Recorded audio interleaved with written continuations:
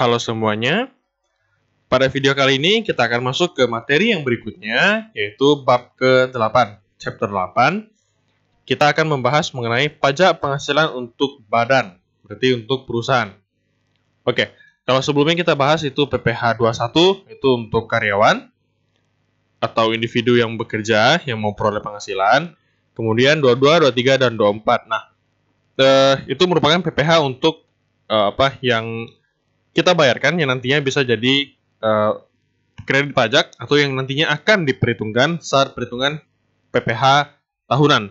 Nah, PPh tahunan yang maksud adalah PPh badan. Nah, di sini kita akan mempelajari bagaimana cara menghitung untuk si PPh badan tersebut. Ya, jadi PPh badan itu dihitung untuk satu masa, 1 tahun. Misalnya 2020, berarti kita diberikan waktu untuk menghitung, membuat pembukuan, kemudian melaporkan dan membayarkan pajak yang harusnya kita bayarkan. Batasnya kapan? Batasnya yaitu bulan April, tidak boleh lewat. Alias paling lambat 30 April tahun berikutnya. Jadi kalau misalnya masa pajak 2020, berarti paling lama itu 30 April sudah harus dibayar dan dilaporkan. Kalau lewat ya pasti ada dendanya. Oke, jadi sekilas untuk PPh badan sebenarnya cukup simpel, nggak sesimpel itu sih. Cuman kalau bisa kita persingkat, jadi sebenarnya cukup simpel. Jadi kalau kalian kan akuntansi nih, jadi kalian akan lebih familiar dengan laporan laba rugi. Nah, di laporan laba rugi kita selalu memulai dengan paling atas, antara itu pendapatan atau sales, penjualan. Nah, kemudian baru kita kurangi dengan biaya yang ada, misalnya ada cost of goods sold, COGS, HPP, kemudian biaya-biaya lain, gaji, segala macam. Nah, diperolehlah laba sebelum pajak. Nah, laba sebelum pajak inilah yang menjadi acuan dalam perhitungan tarif PPh badan. Jadi nanti kalau diperoleh laba sebelum pajaknya berapa, nah laba sebelum pajak inilah yang menjadi acuan untuk perhitungan pajak badan. Barulah kita dapat satu nominal pajak, kita kurangi dengan beban pajak, kita perolehlah earning after tax atau laba setelah pajak. Oke. Nah, cuman yang jadi masalah atau jadi beberapa hal yang perlu kita perhatikan adalah terkadang di dalam transaksi perusahaan, di dalam laporan laba rugi itu memuat transaksi yang sebenarnya tidak boleh kita masukkan ke dalam laporan laba rugi untuk versi pajaknya. Ya, nanti akan kita lihat ada biaya-biaya yang boleh masuk dan ada biaya-biaya yang tidak boleh masuk ke perhitungan laba rugi kalau versi pajaknya. Oke, jadi saya masuk ke materi. Di bagian A ada penjelasan tambahan mengenai penghasilan. Itu kurang lebih sama lah, cuman kalian bisa baca sendiri, bisa baca kembali ya. Jadi tidak saya jelaskan satu persatu. Saya lanjut. Ini bisa kalian baca sendiri. Penghasilan ada dividen, ada yang memang kita memperoleh atas jasa. Lanjut. Nah, bagian B. Penjelasan tambahan mengenai biaya. Jadi, biaya-biaya apa aja yang diperhitungkan oleh pajak. Sebenarnya normal sih.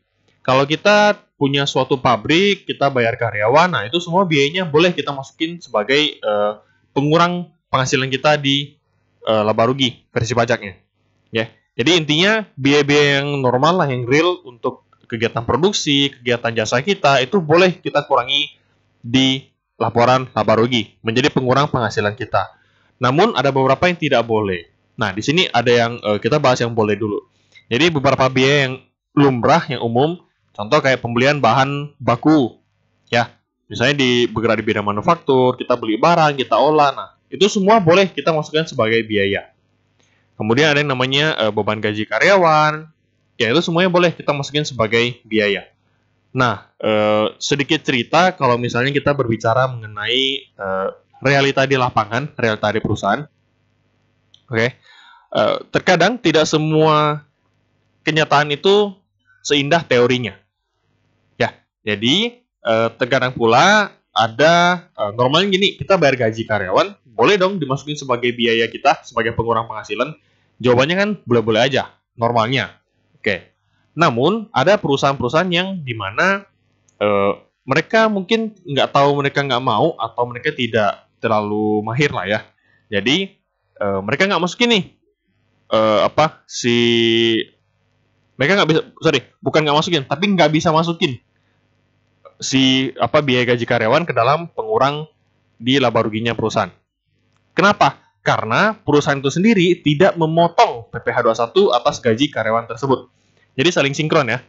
Jadi kalau misalnya perusahaan mencatat biaya gaji 100 juta misalnya. Nah, biaya gaji 100 juta ini harus muncul di laporan untuk SPT si PPh 21. Ya.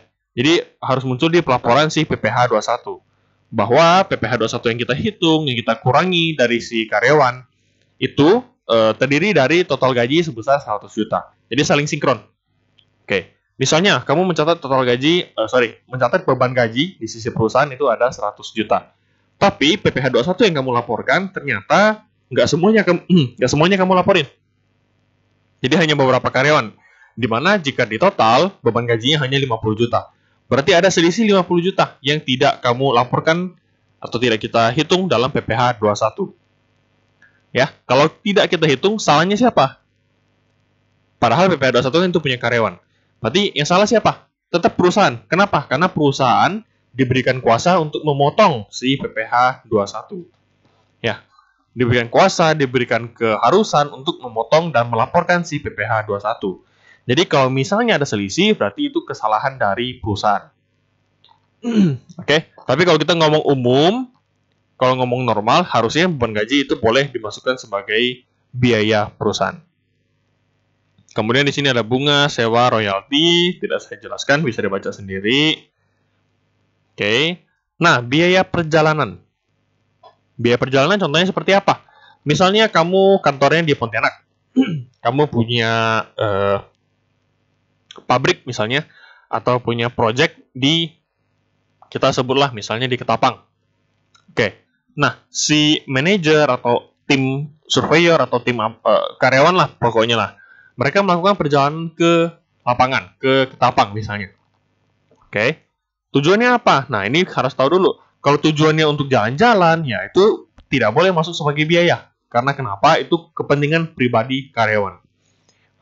Biaya perjalanan dinas yang dimaksud di sini adalah biaya perjalanan di mana itu benar-benar ditugaskan oleh perusahaan. Misalnya, di kebun atau di proyek terjadi masalah, harus mengutus orang dari pusat untuk pergi menyelesaikan, untuk pergi memberikan support misalnya.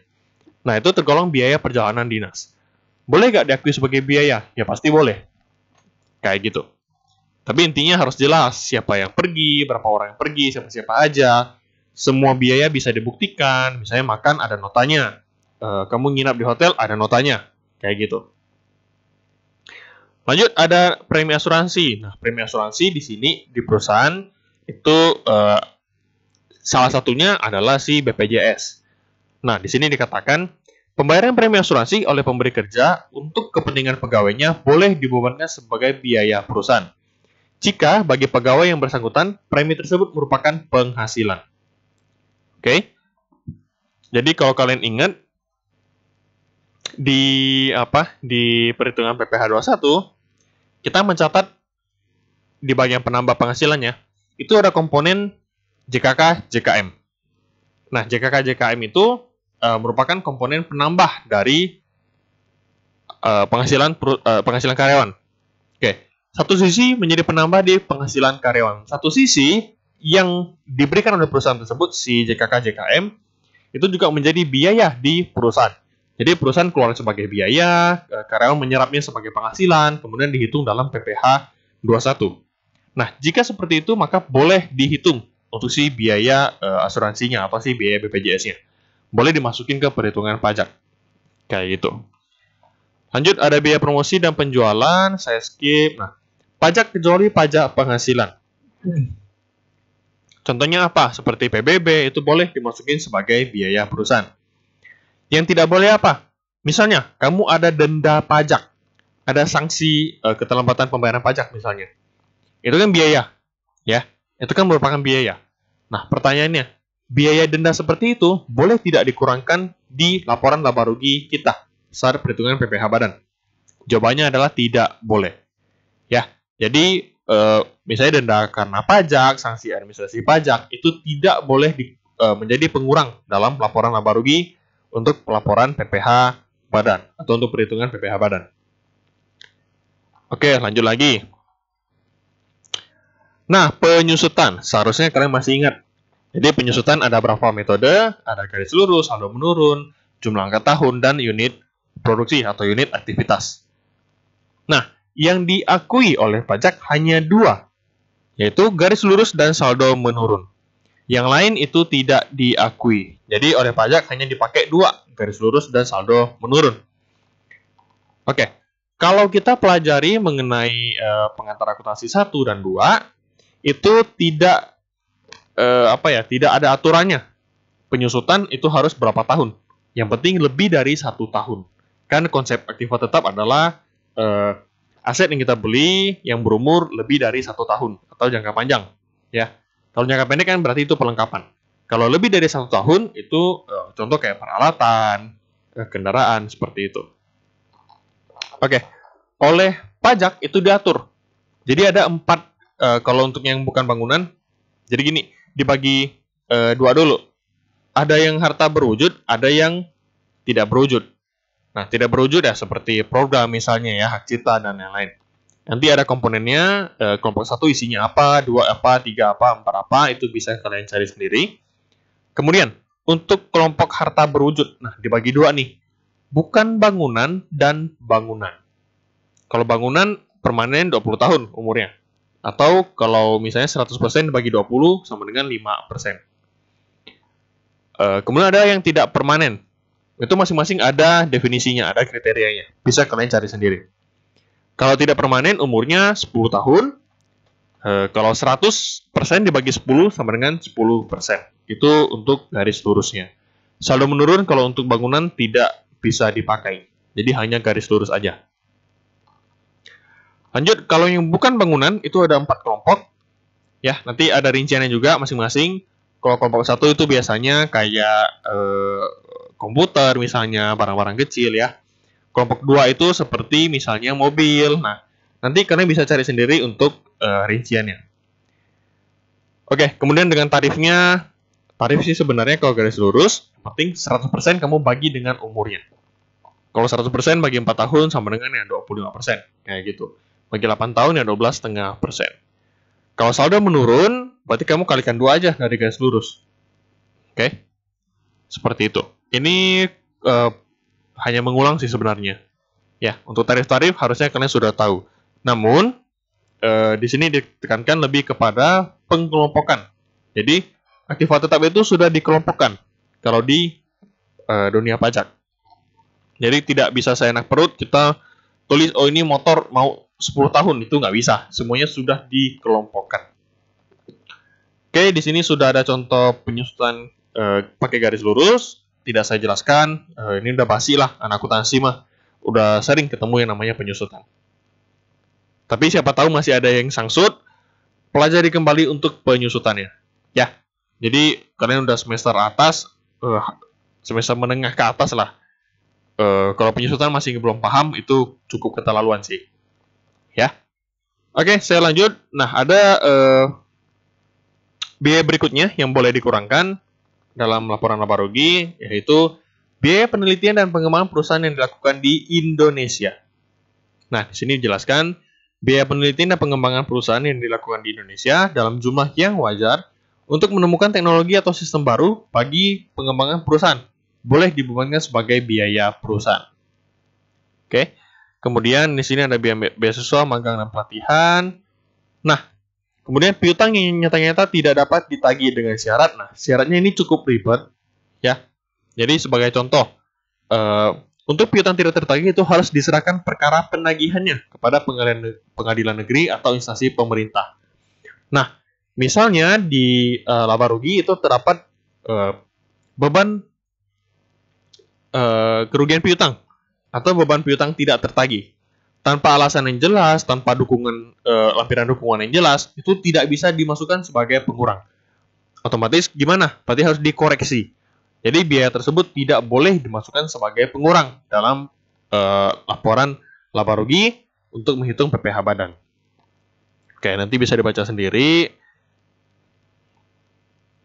Kemudian sumbangan juga nanti bisa dibaca sendiri, tapi intinya sumbangan itu harus jelas.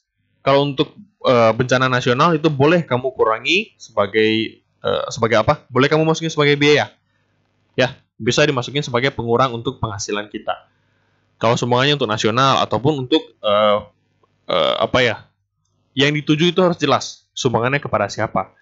Kalau misalnya sumbangannya tidak jelas, misalnya sumbangan untuk meninggalnya karyawan di kantor sebelah misalnya, itu nggak bisa.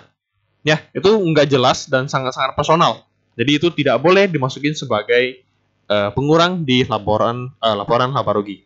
Tidak bisa dimasukin sebagai biaya. Kenapa seperti itu? Mungkin ya orang pajak berpikir kalau kamu mau bohong, misalnya ya kita ngomong kalau realita di lapangan ya tentu banyak yang penyimpangan ya. Oke, misalnya orang pajak mikir, kalau kamu mau bohong misalnya, udah pura-pura aja. Saya bikin biaya sumbangan untuk si A, si B, si C, untuk sumbangan masjid A, masjid B. Tapi nggak tahu masjidnya ada atau enggak. Ya, jadi untuk mengantisipasinya, maka sumbangan yang boleh dimasukin sebagai biaya itu harus sumbangan yang benar-benar jelas.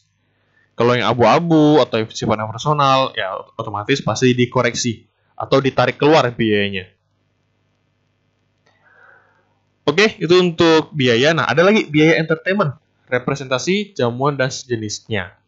Misalnya ada orang datang, kamu jamu, kita ajak makan. Nah, boleh gak Pak biayanya dikurangi? Boleh gak pengeluaran tersebut diakui sebagai biaya?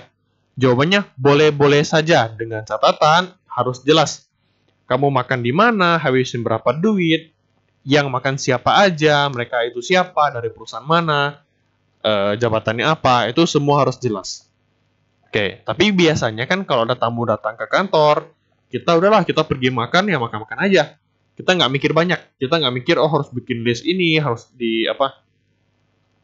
bikin ke format ini, dibikin daftar nominatif namanya. Ya, dibikin daftar nominatif. Pasti pemikirannya tidak seribet itu. Otomatis jika lampiran kamu tidak lengkap, kamu tidak bisa menjelaskan ini pergi makan sama siapa aja, menjamu siapa aja.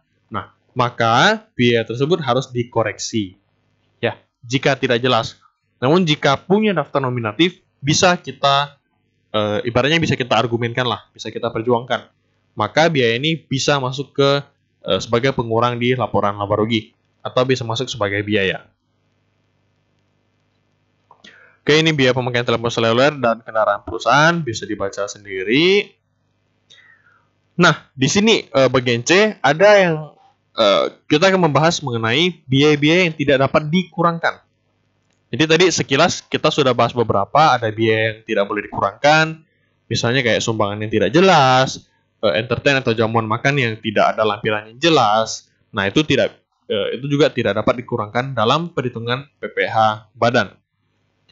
Nah, di sini ada tambahan lagi. Biaya apa aja yang tidak dapat dikurangkan? Pertama, yaitu biaya-biaya yang sifatnya untuk kepentingan pribadi.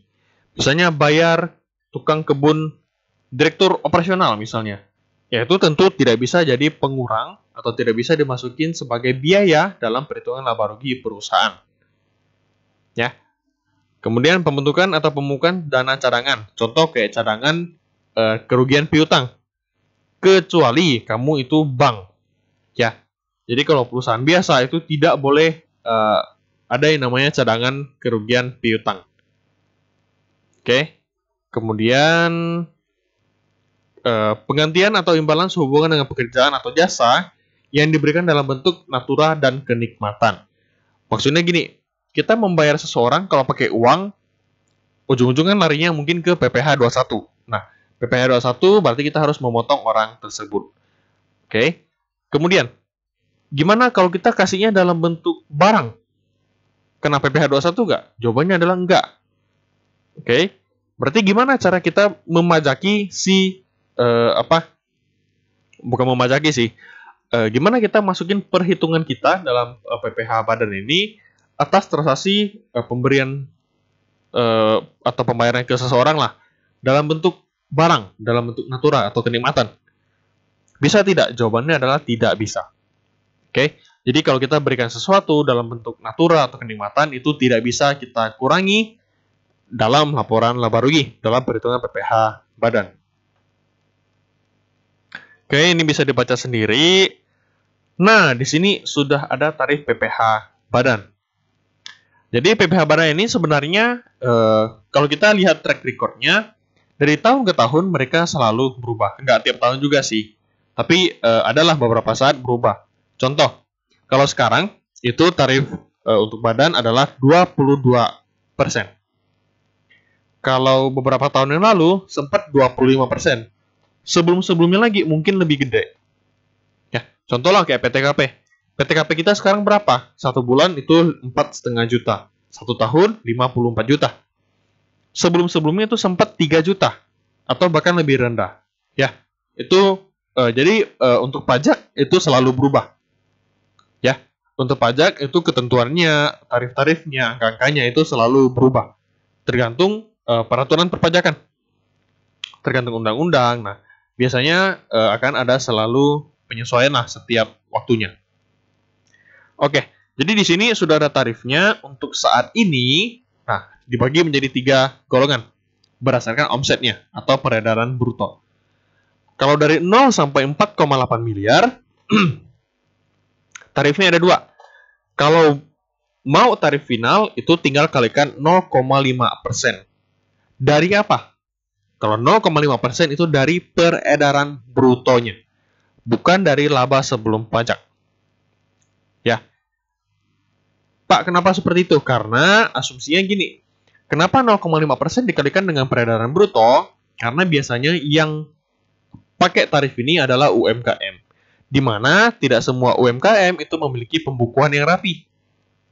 Ya, karena pembukuannya tidak rapi, otomatis dalam menyajikan laporan laba rugi pasti akan sulit. Ya, jadi mungkin laporan laba rugi yang nggak jelas, lampirannya nggak jelas. Nah, daripada tidak bisa dijelaskan, maka diputuskan, udahlah kamu bayarnya pakai tarif ini aja, final. 0,5% kalikan peredaran brutonya. Dan ini dibayarkan setiap bulan. Oke. Pak, nggak mau. Saya maunya pakai tarif umum. Ya, tarif umum. Berarti kalau yang 0 sampai 4,8 miliar itu pakai tarif yang 22%. Nah, karena dia di bawah 4,8 miliar, maka diberikan fasilitas. Oke, fasilitasnya gimana? Dikasih diskon.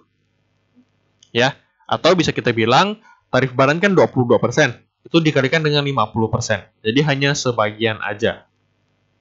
Oke. Namun, syaratnya adalah kamu harus lapor dulu ke Dirjen Pajak kamu. Jadi bahwa kamu mau pakai tarif umum yang 22% kali fasilitasnya 50%. Kamu tidak mau pakai 0,5%. Ya. Jadi kalau 0,5% itu sudah berlaku kayak umum lah, default. Jadi tiap ada perusahaan yang berlaku untuk 0,5%. Jika di bawah 4,8 M omsetnya. Ya, jika kamu mau pakai yang tarif umum, di mana tarif itu 22%, kalikan fasilitas 50%, bisa, tapi kamu harus lapor dulu ke Dirjen Pajak. Berikutnya, kalau yang 4,8 lebih dari 4,8 miliar sampai 50 miliar itu pakai 2. Jadi ada beberapa penghasilan kena pajak yang diberikan fasilitas. Jadi diskon nih, ada diskon 50%. Jadi ada sebagian yang diskon 50% dan sebagian lagi tidak diberikan fasilitas. Itu kena 22%. Kemudian jika di atas 50 miliar udah pasti kena 22% tok. Jadi tidak ada fasilitas lagi. Oke, jadi seperti itu untuk PPh badan. Jadi untuk pembahasan materinya hanya sampai di sini. Sebenarnya mau dibilang susah-susah amat enggak juga sih. Cuman ya kita perlu lihat selama biaya itu bisa kita jelaskan, bukan untuk hal kepentingan pribadi, itu boleh kita masukin sebagai pengurang. Oke, sekian untuk video pembahasan kali ini. Jika ada yang kurang jelas, bisa kalian tanyakan. Next video saya akan coba untuk memberikan contoh soal kepada kalian, contoh-contoh perhitungan PPh badan. Oke, seperti biasa, jika ada yang kurang jelas, boleh kalian tanyakan kepada saya. Ya, semoga materi ini yang saya sampaikan cukup jelas. Pajak memang banyak ketentuannya, tapi kalau kita pahami dengan baik, sedikit banyak bisalah kita memahami maksudnya pajak, tidak boleh kan begini, tidak boleh kan begitu, itu apa sih? Kayak gitu. Oke, jadi kembali lagi, jika ada yang kalian kurang jelas, silahkan ditanyakan. Ya, see you next video. Saya akhiri videonya sampai di sini. Terima kasih.